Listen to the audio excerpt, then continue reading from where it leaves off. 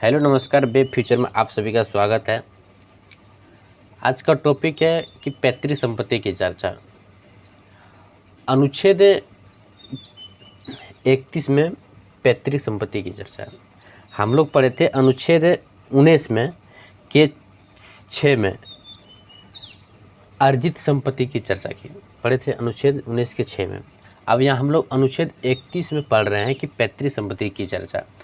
इसमें पैतृक संपत्ति की चर्चा की गई जो कि मूल अधिकार या किंतु 44वें संविधान संशोधन 1978 के द्वारा इसे कानूनी अधिकार बना दिया गया, जो अनुच्छेद 300 के क में जोड़ दिया गया। किसमें जोड़े? 300 के क में। जब 44वां संविधान संशोधन किया गया तो 1978 में इसे कानूनी अधिकार बना दिया गया। मतलब पहले मूल अधिकार था, मूल अधिकार से इसे कानूनी अधिकार में जोड़ दिया गया। और कानूनी अधिकार में जोड़ दिया गया कहने का मतलब है कि पहले क्या था कि कोई भी संपत्ति है, मतलब हमको रोड बनाना है कहीं पे, मतलब यहाँ पे रोड बनाना है। अब इधर से भी आया रोड, इधर से भी रोड आया, बीच में किसी का पर्सनल संपत्ति है। अब ये कह रहा है कि हम यहाँ पे संपत्ति रोड बनने देंगे ही नहीं। यहाँ पे क्या करेंगे? रोड बनने देंगे नहीं। सरकार बहुत दूर से रोड बनाते हुए आ रही है, यही बोल रहा है कि देंगे ही नहीं। तो यहाँ पे क्या था? बैंड हो जाता था। मतलब इस जगह कहने का मतलब ये किसी का ये जिसका ज़मीन है वो बनने के लिए नहीं देता है। इसीलिए क्या किया, सरकार को बहुत तकलीफ उठाने पड़ती थी इसी चक्कर में। इसीलिए ये क्या किया, 44वां संविधान संशोधन 1978 के द्वारा कानूनी अधिकार बना दिया। मतलब कहने का मतलब है कि ई कारण नहीं, ये संपत्ति तुम्हारा है, तुम्हारा ये संपत्ति है, ये रोड मेरा इधर आ रही है, हम जान रहे तुम्हारा संपत्ति, लेकिन यहाँ पे नहीं, ये रोड है तो ये रोड पूरा बनेगी। इस संपत्ति के बदले तुमको मुआवजा दिया जाएगा। क्या दिया जाएगा? मुआवजा दिया जाएगा। कहने मतलब है कि मुआवजा दिया जाएगा, या तो कहीं संपत्ति इस जगह के बदले तो आपको कहीं जगह दिया जाएगा। इस मतलब घर बनाने की जगह है तो घर बनाने के लिए आपको क्या जगह दिया जाएगा, या तो उस संपत्ति का जितना उसका दाम होता है वाजिब, वो पैसा आपको दे दिया जाएगा। समझ गए इस बात को?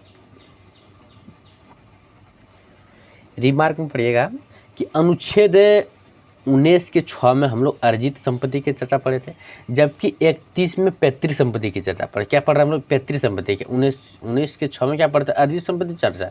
लेकिन जबकि हम लोग क्या पढ़ा? पैतृक संपत्ति चर्चा। कहता कि मूल अधिकार को हम सरकार या जनता कोई नहीं छीन सकता। कह रहा कि मूल अधिकार से जो सरकार या जनता कोई नहीं छीन सकता, जबकि कानूनी अधिकार को जनता नहीं छीन सकती है किंतु सरकार छीन सकती है।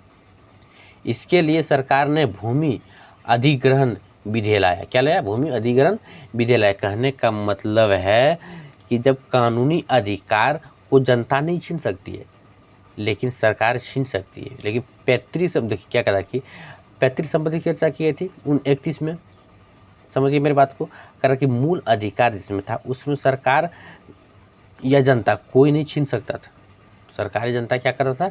कोई नहीं छीन सकता। जब कानूनी अधिकार आया बना दिया, जब कानूनी अधिकार, जब क्या मूल अधिकार को जब कानूनी अधिकार में जब बदल दिया गया 1978 में 44वें संविधान संशोधन में, तब क्या हुआ कि कानूनी अधिकार जब हो जाने के बाद क्या करता है कि कानूनी अधिकार में जनता छीन नहीं सकती लेकिन सरकार छीन सकती है।